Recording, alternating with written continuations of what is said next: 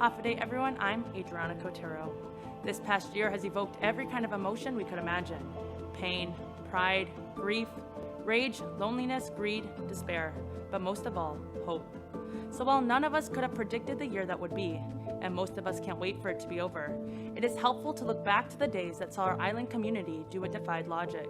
In a time when it would have been so easy to stand apart and pull away, we all rallied and pulled close together to work towards a common goal, getting life back to normal. Welcome to our special Hindsight 2020. It was on Sunday, March 15th, Governor Lilian Guerrero, flanked by the heads of Public Health and GMH, made the announcement at the underground bunkered Civil Defense. Guam's borders were breached, recording its first 3 positive COVID cases, all elderly. 2 recently visited the Philippines and 1 without any travel history. This is what we prepared for, and while we must expect more cases, everything that can be done is being done. Days later, the governor ordered the closure of schools, mandatory social isolation, and mandatory quarantine for all incoming passengers. Frustrations ran high as passengers questioned whether the plan had thoroughly been thought through. And I imagine how unorganized all this is. They just set this up for the last 4 hours. What time is it now? We've been sitting around for 4 hours in the terminal. In the first several days after the first 3 confirmed COVID cases, Guam would also record its very first COVID-related fatality. Doreen Jesus. In her younger days, she had her guitar with her and she would sing. She sang in the choir at church. She was very musical. She could play piano, and she taught a lot of my cousins and me the Chamorro songs at Christmas and the hymns for Mass. It was all Auntie Doreen in the choir all the time. It was in April our island was called upon to help the 5,500 sailors aboard the USS Theodore Roosevelt. At least 20 of those sailors are originally from Guam. When the ship arrived, sailors were moved from Big Navy to being quarantined in local hotels. It was also during this time Navy Secretary Thomas Modly announced the ship's captain, Brett Crozier, was relieved of command following a memo he had written pleading for help because of how quickly COVID was spreading aboard the ship. That letter was leaked to the media, and Modly made a personal visit to Guam to address some upset TR sailors.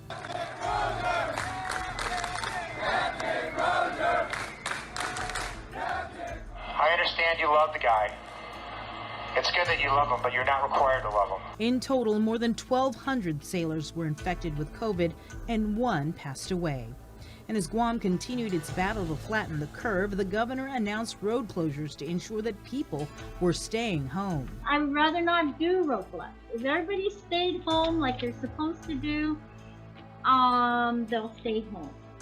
It's a matter of discipline. It's like disciplining your child, right? And so like you tell your child not to do something, the child still does it. So you put other measures to then educate your child that, hey, this behavior is not responsible. Although efforts continued to contain COVID, with Guam ramping up its testing capacity, concerns from the business community and from the people of Guam struggling to make ends meet amplified. Even word of stimulus checks and PUA were on their way, and PPP and EIP were granted to local businesses. The uncertainty was almost unbearable. During a press conference, a letter from a Guam business owner that went viral was read to the governor. It is an inconceivable expectation to close unessential business, halting all income, and expect us to survive. We need to pay our bills and put food on the table. Without immediate action, you are leaving us no options. How are we to survive? We deserve an answer. You owe us answers. Coming soon is no longer acceptable. The island's Maga Haga delivered her response on Facebook. I know that some people think becoming governor gives you the power to make everything better with the wave of a wand, but that is not true. No matter how fast we work to submit our paperwork, we can only work as fast as the federal bureaucracy allows. That frustrates me more with every day that passes, and I am angry that we are made to suffer. My goal is to get Guam working again, but to keep Guam safe while doing it. I've heard you, and whether you agree with my decisions or not, I am glad you are alive to hear me. By the end of April, Guam had recorded 5 deaths related to coronavirus. Our COVID case count by April 30th had reached 146 positive cases. We'll continue our look back at the COVID crisis and response when Hindsight 2020 returns in a moment. Hafa day, everyone. Nestor Lecanto here. I don't think anyone's going to disagree too much when I say 2020 can't end soon enough. We here at KUAM have tried our best to keep the public informed. Sometimes we've had to push back against government officials when necessary, but also applaud their efforts when that's warranted as well. And we hope you'll stick with us through 2021 as we hope to continue to keep you informed. I think it was Facebook that I saw this passage just a couple of days ago. It said that everyone may be in the same rough waters, but not everyone is on the same boat. Some of us have bigger boats, some of us have smaller boats, but it's all our job, all our responsibility to as much as possible, make sure that everyone stays afloat, and I hope we can continue that into 2021. And so from my family to yours, have a very, very happy new year, everyone. We'll see you in 2021. You know, as we get to the end of this year, it's a well-documented fact that 2020 sucked on so many different levels and for so many people. But what I've been trying to do this year is focus on the positives, you know, the good things that we can learn from this. I mean, I got married this year, so there are some good things to take into 2021, and I hope you all do the same. I hope that you're all safe. I hope you learned quite a lot this year, and we're looking forward to a much better 2021 because, well, there's only one way to go, and that's up. When we started out this year, we heard of the 2020 vision.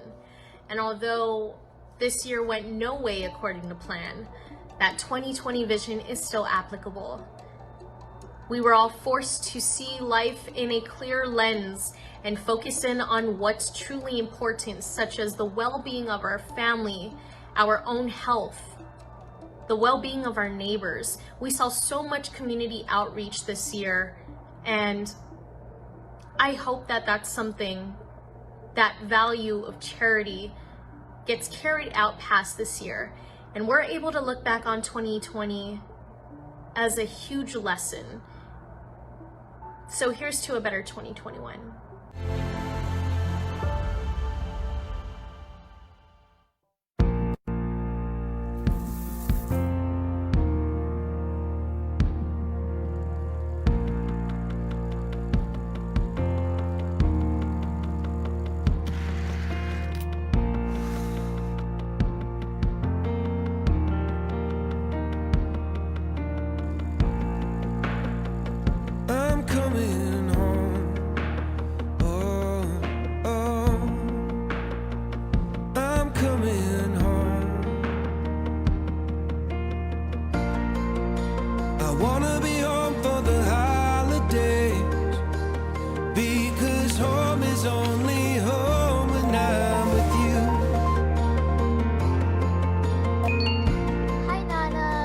Hi, my boy.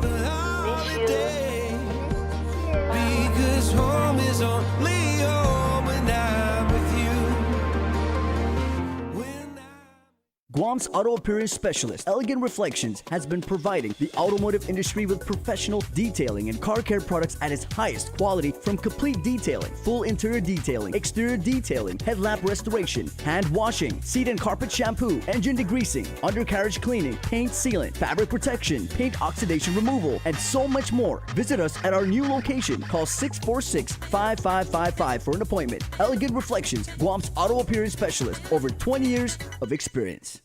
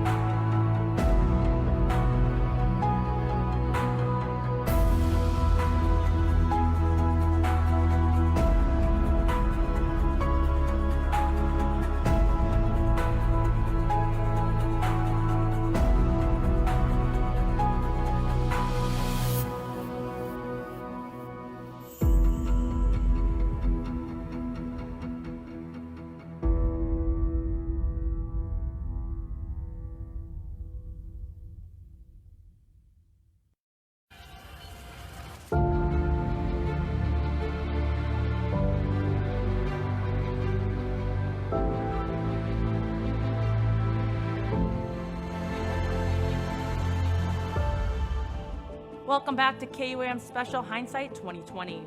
It was just a little over a month after the governor ordered a lockdown that she announced plans to reopen Guam in phases. With guidance from her recovery advisory panel, they unveiled the 4-phase Chalan para Hanemlu, or Road to Recovery. During this time, Guam was also seeing federal assistance with PUA, FPUC, and stimulus checks, finally being distributed. It was on April 30th, Governor Lilian Guerrero presented her plan for the island to begin the long road to recovery from COVID. The plan that was unveiled established the 4 pandemic conditions of readiness, ranging from maximum restrictions to no restrictions. It was on Mother's Day the governor placed the island in PCOR 2, the first major step toward reopening Guam. I'm confident that our business community will not jeopardize or risk any more of this coronavirus infection, and so they will self-regulate and self-police themselves. I also think that people will also do it, only because they also don't want to have to again start all over with this battle of reinfection with coronavirus. During the month of May, concerns were raised about the first round of emergency purchases for quarantine and isolation hotels, paid without a signed contract. The normal rules don't apply in these circumstances. By June, all GovGuam agencies were allowed to reopen. The Theodore Roosevelt set back out to sea, but news broke of more than 30 Air Force service members popping positive for COVID.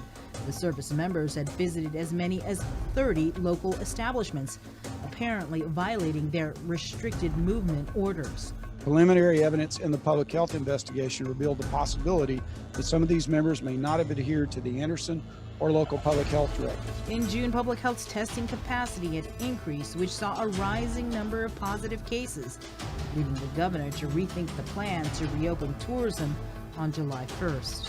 I am alarmed and I'm concerned of the increases that we are seeing over the last couple of days. As a result of that, to continue to be cautious and to continue to be conservative and to continue to make sure that we protect our community, I am pushing back on Guam's reopening date of our tourist industry. However, almost 1 month later, Guam was placed in PCOR 3, allowing for businesses and schools with a few exceptions to open. Additionally, changes to quarantine requirements went into effect to allow for the reopening of Guam's flatlined tourism industry. This while COVID cases were slowly climbing. After consulting with my physician advisory group and the state surgeon cell, I am declaring that Guam will be in pandemic condition of readiness 3, effective midnight, Monday, July 20th.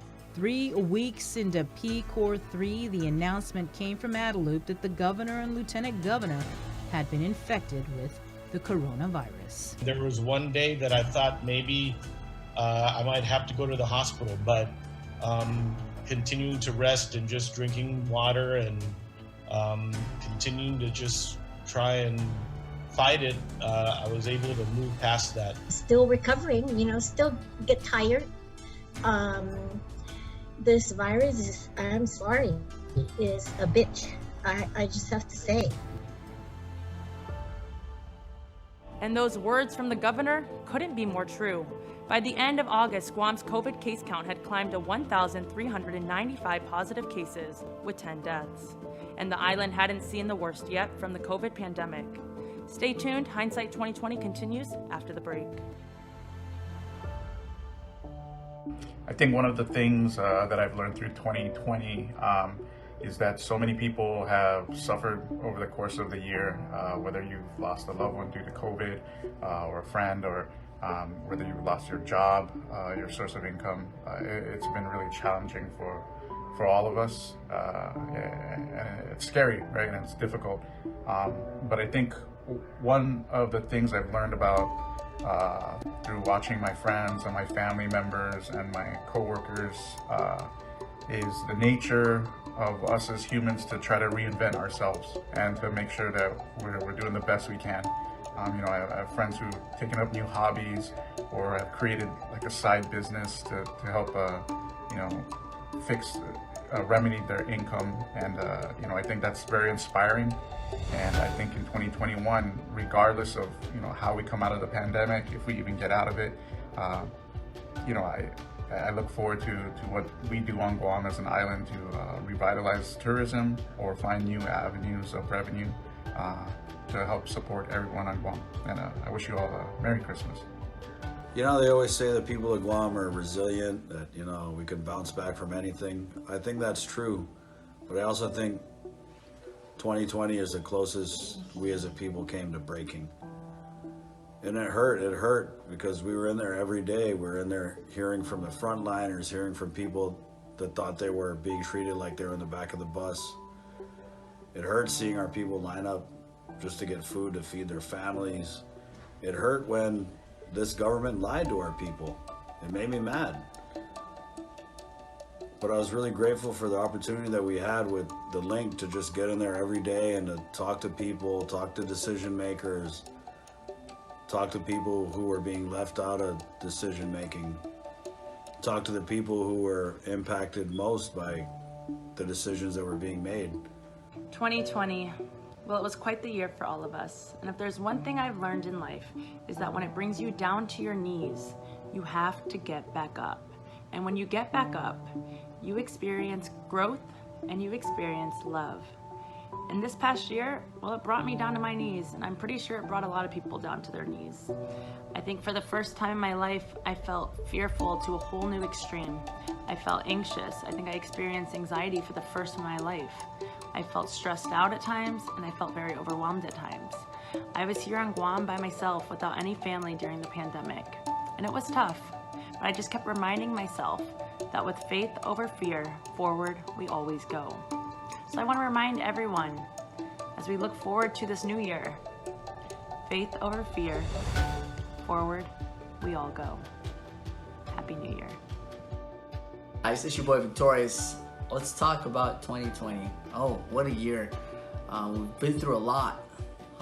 We've also learned a lot, and I think that's my takeaway of 2020. Me personally, I've learned how to work from home, which is hard. I mean, how do you wake up from your bed and then sit at the table and boom, you're clocked in and ready to work. I've learned things like baking. I picked up on baking. I did online banking this year, which is something I've never done before. I've also took in 6 puppies to foster, and now ended up with 2 puppies that we're raising. So 2020, if anything, 2020 was a hard year for everybody, but also I think the things that we've learned from it as we move on into a whole new year, 2021, is the main thing that we should focus on. So I just gotta say, for me and my family, Happy New Year's to all of you guys. Happy 2021.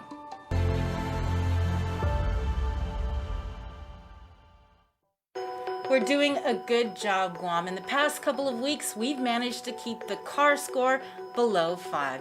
Together, we rose to the challenge when the governor asked us all to strive for 5. In the past couple of weeks, we've not only brought the CAR score way down from being in the high 40s to below 5, we've shown the governor that we're capable of altering the course of this pandemic. We were on a path to uncertainty, but now because of all of our actions, we're doing better. But better doesn't necessarily mean that we are out of the woods. We still need to watch our distance, wash our hands, and wear our masks. So please keep striving, Guam. We got this! COVID has made this a very challenging time for everyone. You are not alone. We are here for you in all walks of life. We are Mengai Giham, a project of Guam Behavioral Health and Wellness Center.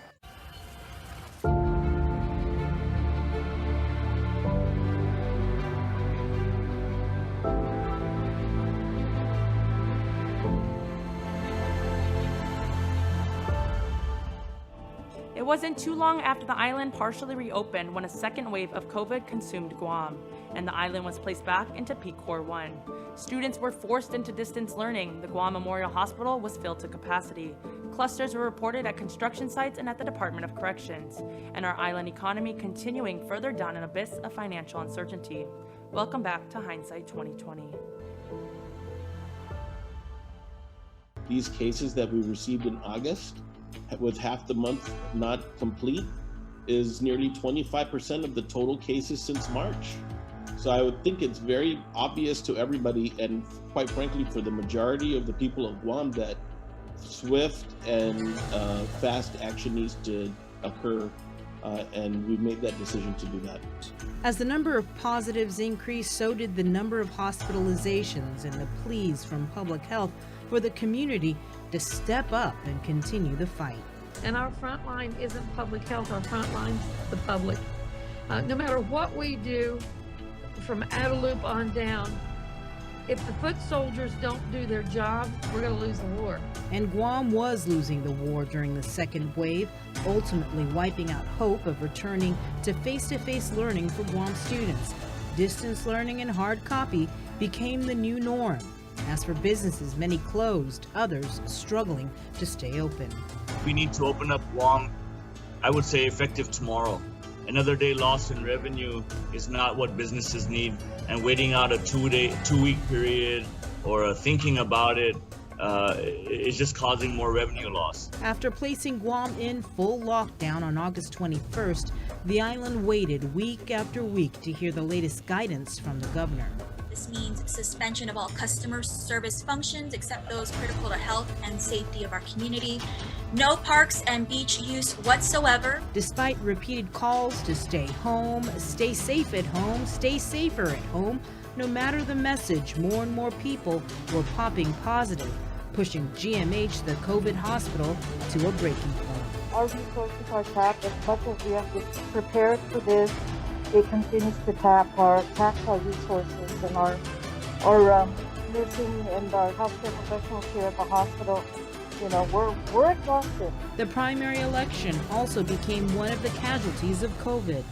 If we go forward while the virus seems to be in a resurgent mode, and it becomes a spreading event, something that results in more people testing positive because of contacts during the election, I'm very concerned what message that's going to send to the public in November. The number of deaths continued to rise through August and September, but unfazed was the dedication of Guam's frontliners. Our docs, you know, they're down. They're down to get down. They're down to help. We have to go and force them to come off shift to take a break. It's absolutely exhausting. And they, you know, who wouldn't be afraid? None of us have signed up to take this risk, you know, every single day. But that's what we face. You know, Saturday was my first day with my children. I have family that are high risk. I deploy to get this done. It is a Monday through Sunday, 24/7 operation, and that's what we do. Rising positive cases and hospitalizations, more and more people out of a job, and more deaths, including one of the Catholic Church's longtime priests, Monsignor David Kitagwa, who was also one of the founding members of Catholic Social Services. When the Archdiocese referred to him as a gentle priest, you know, that is very reflective of his person, you know, because he was a very gentle soul. In the sea of sadness, GMH reached out to the feds for help, and aside from traveling nurses, a medical team from the military touched down to support the troops at the hospital. I think the team that's here, while not certainly as proficient as Dr. Uggan and her team, who have been dealing with this since March, you know, on the front lines, their efforts are very well appreciated by the GMH staff, and Lillian and the team have them working hard over there right now. Right. So they're fully engaged. From months under a lockdown and partial lockdown, lawsuits were filed regarding mandatory quarantine, and businesses were taking their concerns to court. You know, all these business owners, this array that we see before us, they have lost a tremendous amount of money. It was taken from them, and they are continuing to lose the money. It was in late September the governor eased restrictions, keeping intact limitations on capacity for businesses authorized to partially reopen. One of those businesses was popular Ross store in Tamuning, which resulted in long lines. Churches and religious gatherings, however, were still off limits. We feel like the government should allow us as leaders and as pastors and especially those who are grown adults, mature enough to know and be responsible to do what we have to do to keep each other safe. The Catholic Church, however, didn't wait for the governor's blessing and instead decided to reopen their doors, but on a limited capacity and under strict safety protocols. Through October and into November, the numbers of COVID-related fatalities continued to peak, surpassing 100 deaths by mid-November. Clusters were also identified at construction sites and the Department of Corrections. This was expected. We've been expecting this from the very beginning of this pandemic. After Thanksgiving, it appeared the tide was beginning to turn. There was more mass community testing with rapid results. Restrictions began easing up, and then there was the glimmer of hope that COVID vaccines could be on its way. By the end of November, Guam's COVID case count had climbed to 6,852 people who had been infected with COVID since March, with 112 people who died. Stay tuned, Hindsight 2020 continues after the break. This year, definitely trying for all of us. Personally, I just want to give my prayers to everyone that lost a loved one this year, lost a job, or lost their business. Professionally, I can't thank my colleagues here at KUAM enough for rising to the challenge. This year we heard a lot about the 3 W's: wash your hands, watch your distance, and wear a mask. For me, there were a couple other W's. There was worrying whether or not I was going to catch COVID, worrying whether or not I was going to bring COVID home, and then work, how we were going to weather this storm and continuing to cover COVID. And let's face it, there was a whole lot of WTFs. One thing though in 2020 is we saw a lot of compassion, a lot of community, everybody coming together and helping one another during these uncertain times. And that's the one thing that I hope will carry through in 2021. This year's been rough, but it's also been a pretty good teacher in my eyes. It's taught me to be appreciative of everything that I have, everything that I'm blessed with. It's taught me to be grateful for those moments that you spend with your family, with your friends, those moments that you get to hold your parents. 2020 has really put things into perspective for me. It's made me realize that there are more important things than the stuff that I would consume myself with, as far as stress and anxiety goes. 2020 gave me some perspective, and I hope it has for you too. And I can't wait for this year to be over, and I know you can't either. So here's to 2021. Please be good to us. See you next year. There are so many words that I can use to describe 2020, but majority of them, actually all of them, I can't say on camera. So I will say that 2020 was a crazy year. It was a year that tested all of us mentally, emotionally, physically, and even spiritually. I think the hardest part was being away from my parents and my closest friends, who were basically my support system. I thank my lucky stars for Team KUAM for keeping me sane through the past 10.5 months.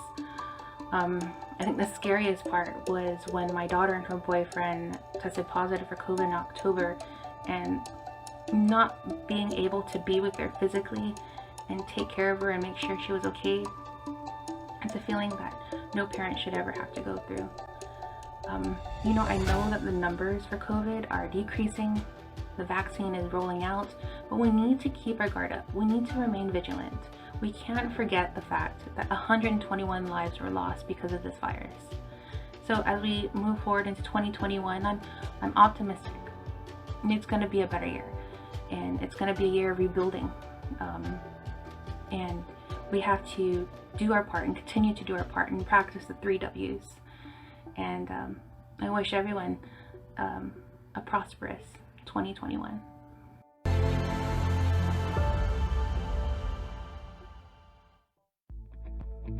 MTO Maintenance will now completely sanitize your home, office, or business with state-of-the-art commercial sprayers. For over 30 years, MTO Maintenance has been committed to the health and safety of our customers. And now, more than ever, a clean home, office, carpets, and furniture is a necessity to our island. Give us a call today. Stay healthy and stay safe, Guam.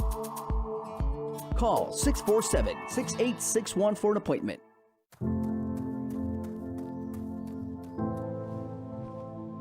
When you spend your whole life working, training, waiting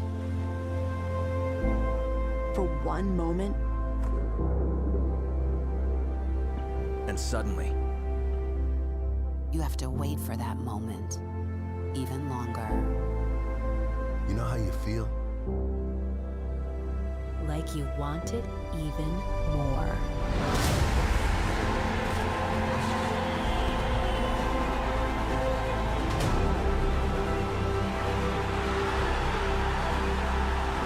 Next summer, the world comes back together. For an Olympics unlike any other.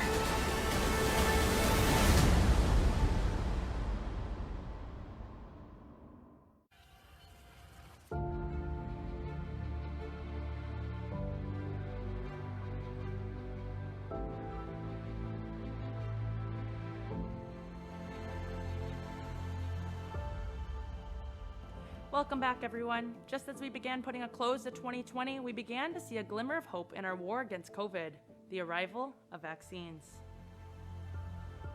Straight from San Francisco, California, Guam's first batch of the Pfizer vaccine landed on island on December 15th. We're really excited. This is a great day for our island in terms of trying to protect ourselves and in terms of trying to get some kind of normalcy in our life. Guam's first batch of vaccines delivered by United Airlines. I think this is the start. It's kind of the beginning of the end for us, if you will, right? And so, I think this is going to save lives for sure. And then for us, I think it's going to help get our business going, and it's going to help Guam's economy significantly. Within days after the Pfizer vaccine arrived on Guam, Ukadu High School was stood up as a vaccination clinic. Finally, we see the light at the end of the tunnel. Public Health's Immunization Program Medical Advisor, Dr. Bob Leon Guerrero, Nurse Research Command Azenia Piscina, and Director Art San Augustine were the first to receive the vaccinations. I started praying since last night when they told me I was going to get it. I'll be the first one. I started praying since then.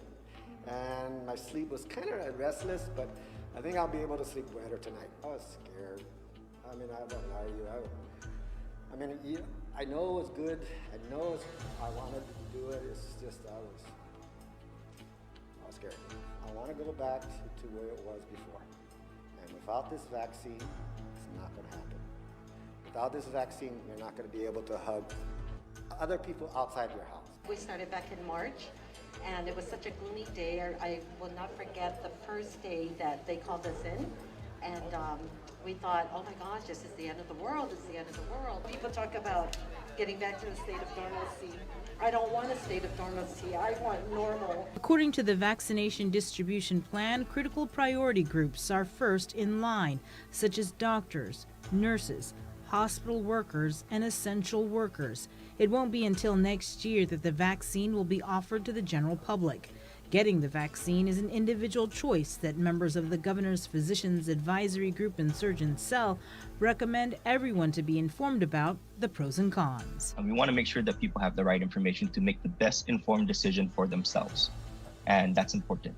But what's even more important is to understand that your decision affects everybody else as well. Because yes, the risk is not zero in taking the vaccine, but the benefits are tremendous. What do you need to know? Are you pregnant or planning to be pregnant? Are you breastfeeding or planning to breastfeed? So those two, right now it's if you're it's for 16 years and older, And again, it's just because there hasn't been enough studies in the younger. So side effects. So I'll admit one that I'm having right now. I'm a little sore. And just about every single vaccine I've gotten a little sore. What we know is that, especially with the Pfizer vaccine, this first one, is that after the second dose, about 4% of people who get this vaccine have fatigue, and in some cases classified as severe fatigue.